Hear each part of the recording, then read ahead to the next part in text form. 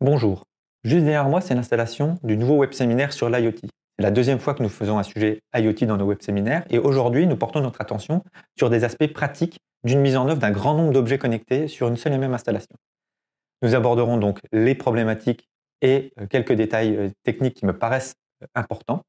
Et bien sûr, nous nous sommes prêtés à l'exercice au travers d'une démo qui est la mise en œuvre d'une solution possible avec Panorama et bien sûr basée sur 100% de fonctionnalités standards.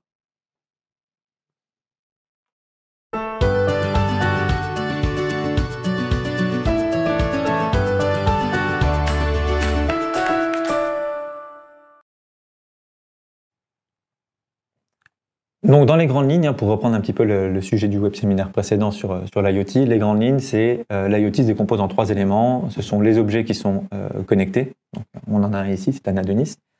Un ensemble de réseaux, on va appeler ça des providers, qui vous permettent d'accéder à vos équipements sur le terrain, et des plateformes. On verra qu'il y a une mixité juste après entre les différents acteurs.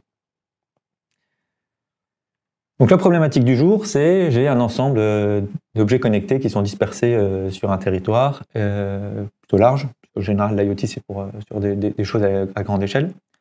Donc j'ai d'un côté des objets connectés avec différentes marques, différents usages, différents produits, différentes mesures. Et je souhaite à l'autre bout de la chaîne avoir pour cet usage une application qui me permette de monitorer par exemple la chaîne froid dans le transport de mes produits agroalimentaires. Donc on peut imaginer avoir des capteurs à l'intérieur des camions qui permettent de mesurer la température des différents éléments conditionnés. Je peux avoir un ensemble de réseaux. Donc en général, je m'appuie sur un fournisseur, un prestataire de service. On en a cité quelques-uns, Sigfox, Obgenius. Aujourd'hui, la démo sera sur Obgenius.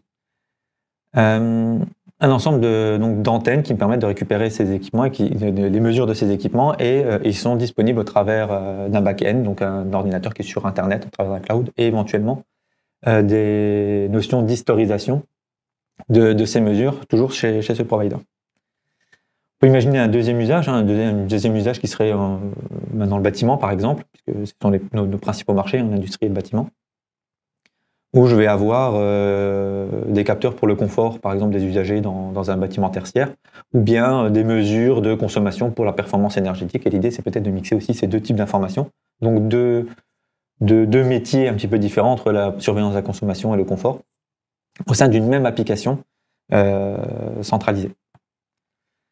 Et donc, je peux avoir éventuellement 2, 3, N applications différentes sur ma plateforme, qui peuvent éventuellement utiliser un autre type de réseau. Donc pour ça, ici, les antennes ont un petit design légèrement différent, mais en général, les back-ends sont assez similaires. On l'a vu aussi dans le précédent webinaire. Qui dit comportement principe dit aussi interface assez standard. La particularité des applications on-premise, donc sur site, purement physique, c'est qu'elles permettent de se connecter à un autre type d'équipement. C'est là le principal avantage d'utiliser des solutions SCADA et non pas des solutions dédiées à l'IoT. Par exemple, si on reprend l'usage premier, c'est de coupler la surveillance des températures de ma chaîne froid dans mes systèmes de transport, mais aussi l'associer à la surveillance de mon système froid de mon usine de production. Sinon, il faudrait décorréler les deux éléments ou chercher à les regrouper dans un outil tierce pour pouvoir faire des comparaisons et assurer le suivi de la chaîne froide des fournisseurs jusqu'à la grande distribution. Et pour des usages tertiaires, on pourrait imaginer d'avoir des installations de type pilotage, des installations locales, CTA, système de ventilation, système de chauffage, etc., qui ne sont pas forcément corrélés à des équipements IoT. Parfois, on peut retrouver donc ces applications directement développées au travers du back-end de la plateforme disponible en ligne et non plus sur un système corrélé. Donc là, le point particulier, c'est que l'application en général est exclusivement IoT et l'interface, elle va être très spécifique au provider. Ça vous met aussi toutes les billes dans le même panier. Voilà, puis de la connectivité ou de la mixité avec d'autres types de protocoles ou d'autres types d'équipements. On peut bien sûr imaginer avoir des applications plus globales. On ne fera pas les illustrations aujourd'hui. Je vous reporte sur le web séminaire précédent de l'hypervision, où on peut fédérer différents types d'applications, différents types d'usages au travers d'une même application. Donc, regrouper des informations, les partager, donner plus d'intelligence à l'installation. Voilà sur la partie pratico-pratique. Le point important sur toute cette chaîne IoT, c'est de chercher à avoir une indépendance vis-à-vis de cette chaîne IoT et donc de tous ces acteurs. L'idée, c'est des détails techniques qui nous paraissent importants, c'est d'accéder par exemple directement à la trame qui est envoyée, ce qu'on appelle le payload dans le jargon technique de l'IoT, pour pouvoir être indépendant des fabricants et de la plateforme et du provider. Imaginez des associations, par exemple, entre des fabricants et des providers qui proposent une plateforme mutualisée qui donc garantit un bon fonctionnement, mais pour lequel vous n'accédez pas au payload. Vous n'accédez qu'à la valeur décodée, vous restez tributaire de fabricants et du provider dans l'usage de votre installation. Donc c'est peut-être beaucoup plus facile à mettre en œuvre au départ, mais vous restez marié à plus long terme avec ce type d'installation. Donc l'idée, c'est, lorsque le message est décodé par l'infrastructure, toute modification de cette infrastructure peut avoir un impact au niveau de l'application. Et donc, pour rester indépendant, le principe de décodage doit être intégré côté application ou au moins connu et accessible dans le cas d'une évolution ou d'un changement de cette infrastructure. On le verra bien sûr dans Panorama, cette information est bien sûr transcriptible et ne nécessite pas de développement particulier pour intégrer donc de nouveaux objets ou de nouveaux équipements dans Panorama. Voilà. L'idée, c'est vraiment de rester indépendant de toute cette chaîne IoT et même d'ailleurs des solutions de supervision Panorama si besoin en est.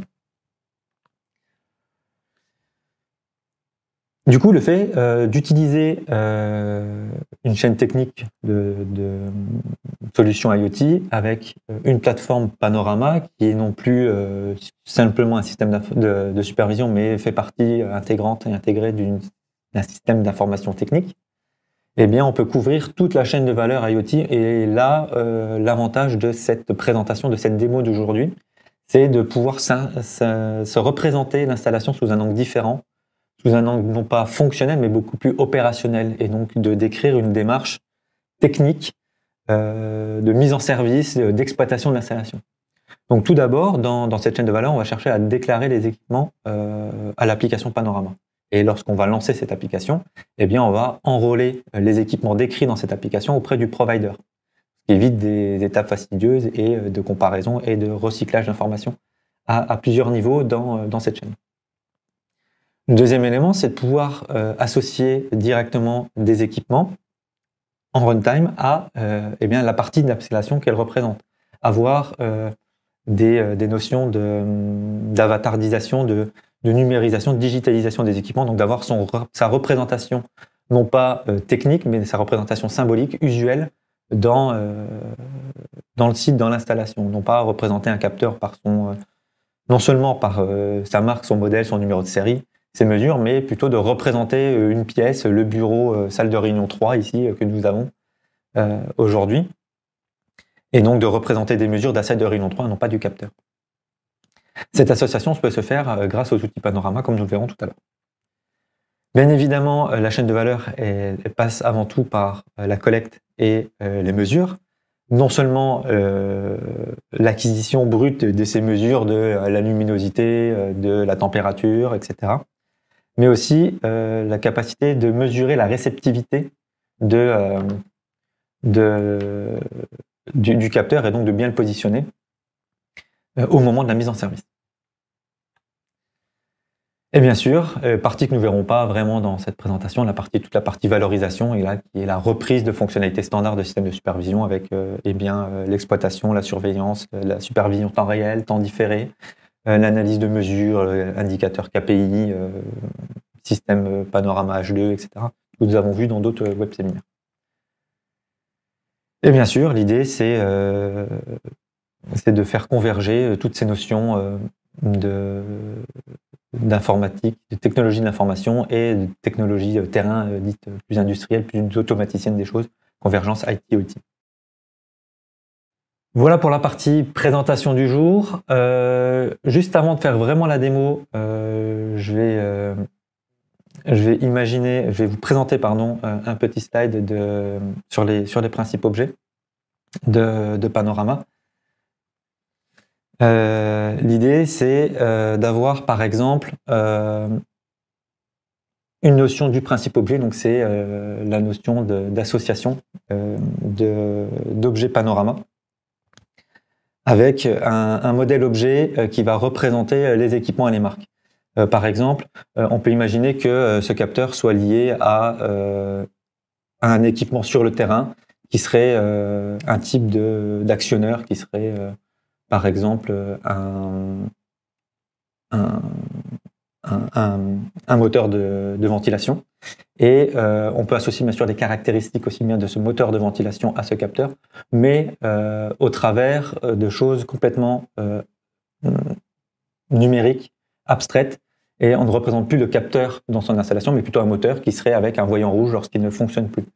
La notion est de corréler en fait la caractéristique de cette IoT à l'équipement physique auquel il va être relié. On va donc préciser à Panorama, au travers d'un objet IoT de base, eh bien, les caractéristiques supplémentaires de cette device d'équipement, et dans un deuxième temps, il sera relié à un équipement potentiellement physique, une ouverture de porte, déclenchement de moteur, etc.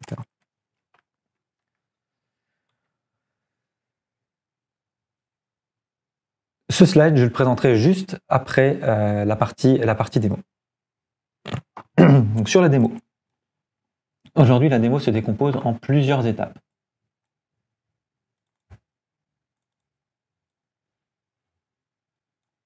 Alors, est-ce qu'on voit suffisamment de choses?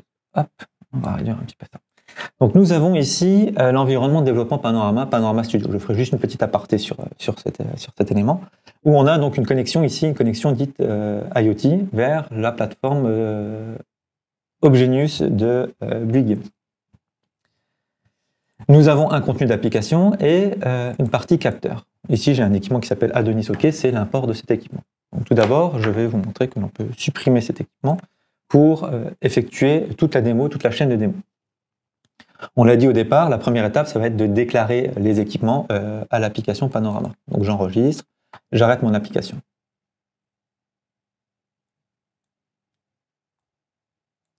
J'ai utilisé un outil d'import Panorama, donc un outil standard Panorama, et je vais aller chercher cette application.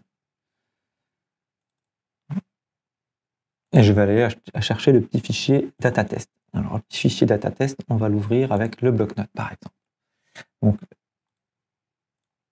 voilà, juste pour vous illustrer qu'ici, je vais avoir bien, le type d'équipement que je souhaite déclarer. Donc, c'est déjà un équipement de type Adonis ARF 8070.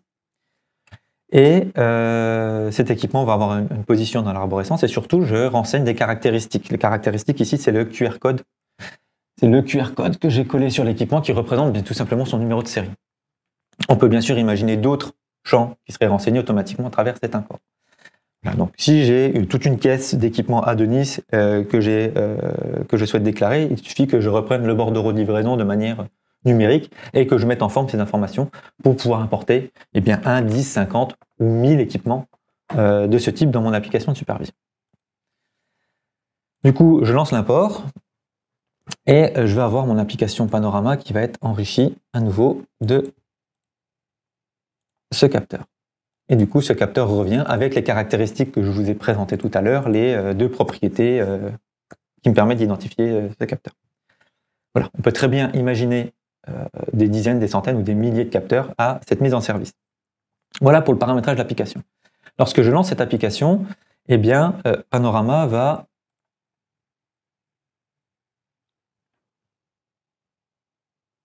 chercher à déclarer les équipements, moyennant une information supplémentaire que je ne vous ai pas montrée, bien sûr, qui permet de mettre en service cet équipement auprès du provider.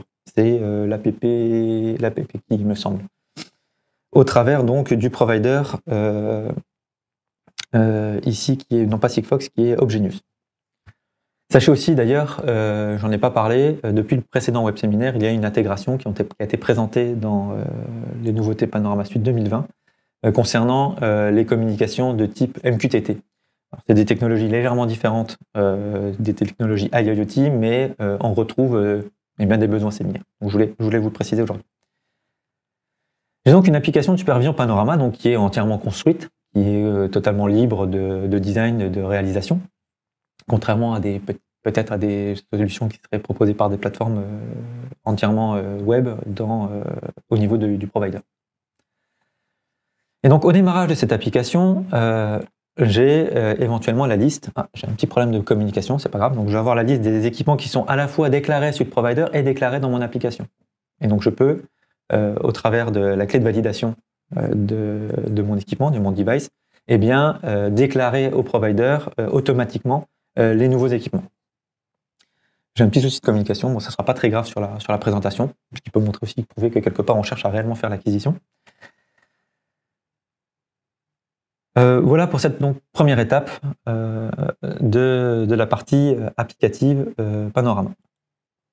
Maintenant, je vais endosser le rôle. Comment ça s'appelle, du gestionnaire de projet. Je vais déclarer à Panorama eh bien, l'association entre mes différents sites, mes différentes pièces. Donc ici, on est bâtiment Helios à Massy, on est dans la salle de réunion 3.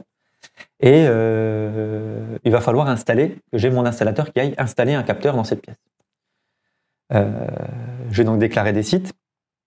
Dans mon application, je peux ajouter un nouveau site et je vais dire que ce site, c'est l'installation au niveau débloquer configuration de sécurité.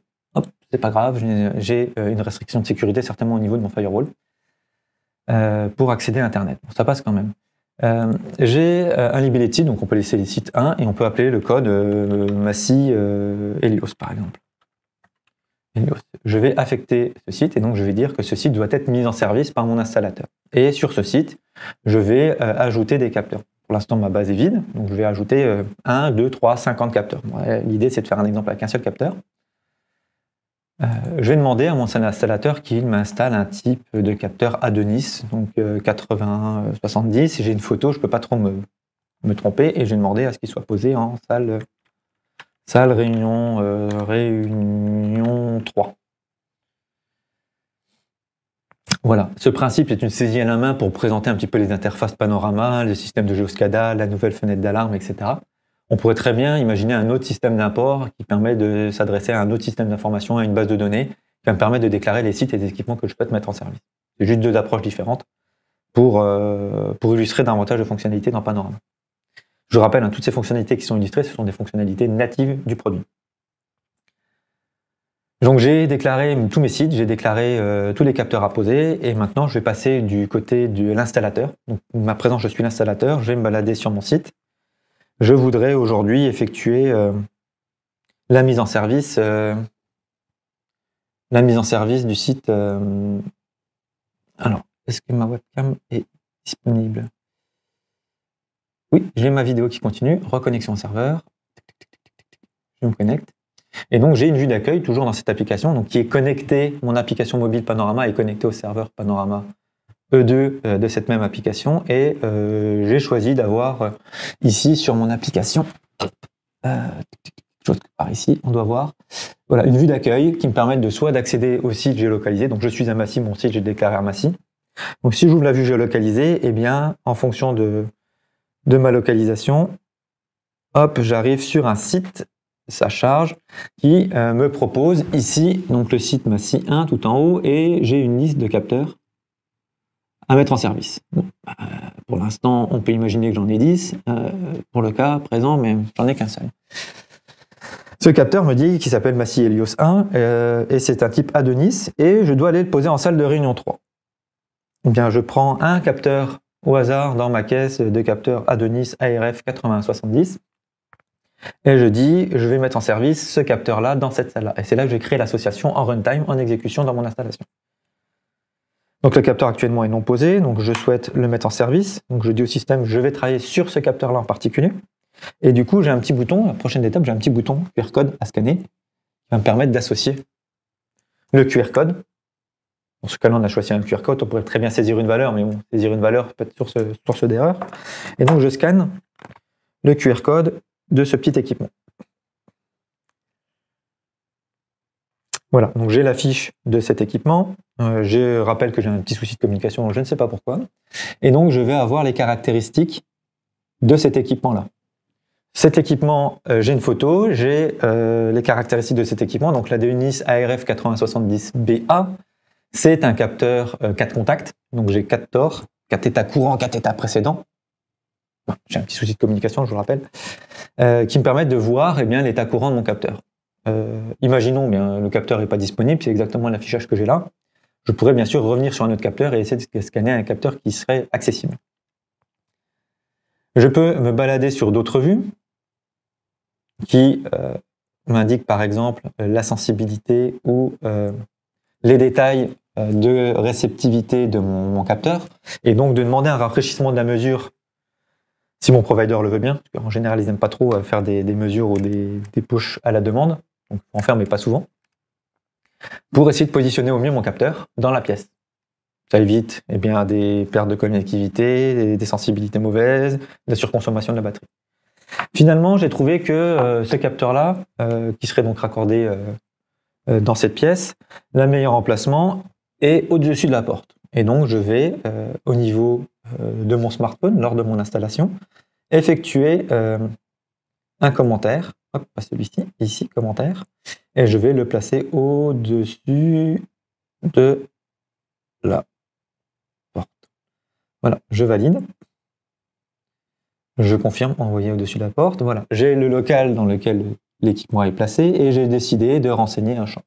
On peut bien sûr corréler énormément d'informations entre le terrain et l'IoT. C'est un exemple, une saisie de valeur. On pourrait très bien imaginer d'autres associations de mesures ou de valeurs. Voilà, mon capteur, je l'ai posé au-dessus de la porte, j'ai une bonne réceptivité et donc je vais valider. J'ai ma pause qui est actuellement en cours. Je valide la mise en service du capteur et le capteur passe à prêt à communiquer. Voilà pour la partie mise en service. Donc je vais mettre en service 1, 2, 3, 50 capteurs à la suite sur cette installation. Cette illustration est une illustration pour un besoin plus ou moins particulier de chaîne IoT. C'est ce que nous demandent nos clients sur non seulement communiquer avec un protocole dit IoT, d'un point de vue purement supervision, mais aussi tout ce qui est mise en service, maintenance et exploitation de l'installation. Donc là, je repasse côté poste d'exploitation, côté supervise, côté directeur des opérations. Mon installateur a fini de mettre en service son installation et je repasse sur la partie, par exemple, installation et maintenance. Donc là, j'ai la liste des capteurs qui sont déclarés sur mon installation et le capteur me dit qu'il est prêt à communiquer. Donc on peut imaginer une vue capteur où je vais avoir, par exemple, tous les types de capteurs et toutes les marques avec tous les sites et toutes les pièces dans lesquelles elles sont associées. Donc je peux commencer à construire des filtres, par exemple, pour trouver les capteurs dont le capteur de type truc, sa sensibilité est assez faible et du coup, en général, ce sont des piles qui vont se décharger plus rapidement et donc il faut peut-être prévoir une maintenance, une installation particulière sur la batterie. Bien sûr, toutes ces informations peuvent être enregistrées à long terme dans une base de données Panorama et consultées en temps différé pour la maintenance. Là, j'ai sélectionné donc un des capteurs, pour imaginer des centaines, au travers d'un tri, d'un filtre, avec les détails des communications. On peut chercher à faire un refresh. Donc là, ma communication ne fonctionne pas forcément directement avec le service IoT. Et je récupère des informations sur les communications pour pouvoir essayer de diagnostiquer une problématique, toujours au travers de Panorama, sur les difficultés d'avoir des informations sur cet équipement. Si l'équipement a une géolocalisation et puis plus GPS, on peut très bien imaginer avoir une association par rapport aux caractéristiques en cours de la mesure. Donc, bien sûr, je vous rappelle, actuellement, là, je n'ai pas de communication avec l'équipement. Je peux avoir les détails qui sont intrinsèques à Panorama, toute la partie liaison, association que j'ai pu faire dans Panorama avec le site, le local et éventuellement le commentaire du poseur et éventuellement tout un tas d'informations spécifiques à cette liaison. Si l'équipement est équipé d'une mesure radio, donc tous les IoT n'ont pas forcément ces informations. Là, pour le coup, sur celui-ci, ça ne fonctionne pas puisque l'équipement-là n'a pas n'a pas cette ouverture, les données ne sont pas accessibles. On pourrait très bien imaginer de voir le niveau de la batterie en fonction du signal au cours du temps avec une petite courbe telle qu'on souhaite la représenter ici.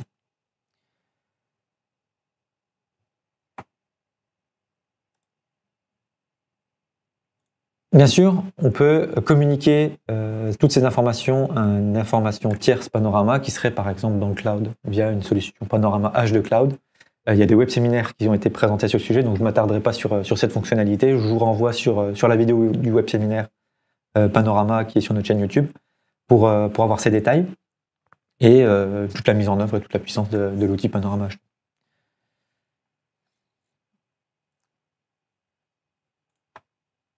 Voilà, je vous fais juste une petite pause pour passer à la suite. Hop.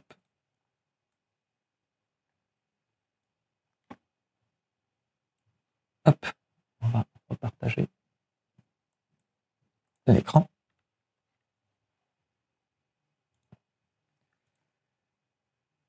Partager l'écran. On repart là-dessus. Moi, j'ai 5. C'est parti. Voilà, donc je reprends le slide que je vous ai présenté tout à l'heure. Je vous ai présenté au début du PowerPoint eh bien, toutes ces étapes de la chaîne IoT vue côté opérationnel et non plus forcément sur la partie fonctionnelle ou infrastructure. Et je vous ai illustré donc toutes ces étapes qu'on a retrouvées dans la démo. Et le point important que je voudrais souligner, c'est que toute cette mise en œuvre s'est faite uniquement avec des fonctionnalités Panorama. Donc toute la partie import, export nous a permis de déclarer et d'ajouter à l'application toutes les caractéristiques des objets, en plus des objets IoT connectés ou connectables à l'application. D'une part. D'autre part, le fait de lancer l'application permet d'enrôler, d'inscrire, de souscrire les devices au niveau du provider, et donc d'éviter des étapes séparées et éventuellement des erreurs via le lancement donc, de l'application Panorama. Ensuite, toute la partie exploitation, la partie Panorama mobile, la partie QR code, la partie base de données, la partie IHM, tout ça sont des fonctionnalités standards de Panorama qui me permettent de construire l'application d'association entre ces différentes fonctionnalités pour mettre en service et faire la liaison physique entre l'IoT, l'équipement qui va le piloter. Donc, on a parlé tout à l'heure de capteurs d'état sur un moteur qui sera en marche ou en arrêt sur une CVC. Ça peut être une ouverture de porte, ça peut être une mesure de température sur une chaîne froid. La partie objet Panorama est aussi très intéressante. On y reviendra si vous avez des questions sur le sujet. Sur le fait qu'on a un objet IoT standard dans Panorama et on va dériver, pour donner le terme exact, je ferai peut-être un peu peur à certains, mais qui est relativement simple à mettre en œuvre, décrire les fonctionnalités particulières de cet équipement IoT avec ses 4 entrées Tor, ses 4 entrées Tor précédentes, ses caractéristiques de connexion, qui ne nécessitent absolument aucun développement informatique, tout se déclare dans Panorama, pour avoir la caractéristique de cet objet-là, cette marque, ce modèle, cet équipement. Ce qui donne une force assez simple à Panorama, c'est de pouvoir décrire n'importe quel objet et non pas nécessiter un développement spécifique pour avoir le 30e ou le 35e objet disponible dans mon application. Tout ça est complètement transparent au niveau de la déclaration dans Panorama. L'étape d'après, eh bien, c'est non seulement l'acquisition et le réglage, mais aussi tout ce qui va être décodage des trames dans Panorama et qui permet d'accéder au plus bas niveau dans l'équipement. Éventuellement, mesurer la sensibilité de la réceptivité de mon antenne, récupérer les notions de niveau de batterie et éventuellement d'autres fonctionnalités qui seraient un jour mises à disposition dans les équipements ou dans les plateformes. Aujourd'hui, on développe donc nous-mêmes ces éléments de communication au travers des plateformes. La partie communication à travers des objets est totalement transparente et vous n'avez pas besoin de nous pour enrôler de nouveaux types d'objets dans vos supervisions. Aujourd'hui, on recherche aussi toujours d'autres partenaires, comme j'ai pu le dire au précédent web séminaire, sur des implémentations particulières d'IoT. Aujourd'hui, on a fait Sigfox et ObjectNews sur un réseau LoRa. On peut très bien imaginer d'autres implémentations et aujourd'hui, on recherche toujours d'autres solutions qui seraient suffisamment étendues, suffisamment présentes sur le marché pour être intégrées dans Panorama. Et enfin, donc la partie valorisée au travers de fonctionnalités d'IHM, on l'a à peine vu dans la partie démonstration du jour, pour filtrer, rechercher des informations en temps réel, et bien sûr toute la partie temps différé que nous n'avons pas présentée aujourd'hui. Voilà, on a vu donc globalement toute la chaîne des fonctionnalités mises en œuvre dans cette démonstration. Vous avez donc une connectivité supervision Panorama vers une acquisition IoT. Ça, c'est pour la partie pratico-pratique théorique. Pratico-pratique. Et en théorie, eh bien, vous avez aussi toute l'infrastructure Panorama qui est disponible, avec sa robustesse, la notion de communication, de construction d'IHM, toutes les fonctionnalités standards d'un produit Panorama qui vous permettent de mettre en œuvre une solution que nous avons par exemple illustrée aujourd'hui pour répondre à des besoins de mise en service massive d'installation IoT avec de nombreux devices et de manière un petit peu maligne pour éviter la reprise systématique d'informations, de renseignements ou de déclarations, que ce soit sur la plateforme ou sur le provider. En résumé, l'idée de ce web séminaire est de répondre avant tout à des besoins opérationnels, alors que le précédent web séminaire était plus une démonstration sur la communication d'un point de vue IoT avec Panorama. La mise en œuvre de fonctionnalités Panorama pour toute la chaîne IoT, que ce soit pratique ou théorique. Agnostique, bien sûr, de bout en bout. On n'est absolument pas lié à un provider ou à un équipement particulier. Tout se déclare dans Panorama. Comme je vous l'ai illustré et reprécisé via le slide précédent, toutes les informations, toute la manière de construire l'application s'appuie sur des fonctionnalités standards du produit Panorama. Panorama E2 dans ce cas précis. Et bien sûr, cela vous confère une autonomie complète dans la réalisation d'applications simples, complexes, mutualisées, hypervisées, avec aussi bien des applications 100% IoT qui vous garantissent toujours une indépendance vis-à-vis de toute la chaîne, mais aussi sur des approches plus pragmatiques, plus mixtes, entre des solutions IoT qui sont récupérées dans un système d'information technique, sur une installation Panorama industrielle, tertiaire, où d'autres types d'acquisitions, d'autres types de pilotage sont déjà présents. Voilà, je vous remercie de votre participation pour ce web séminaire. Il est l'heure d'aller manger, donc bon appétit et à très bientôt. Merci, au revoir.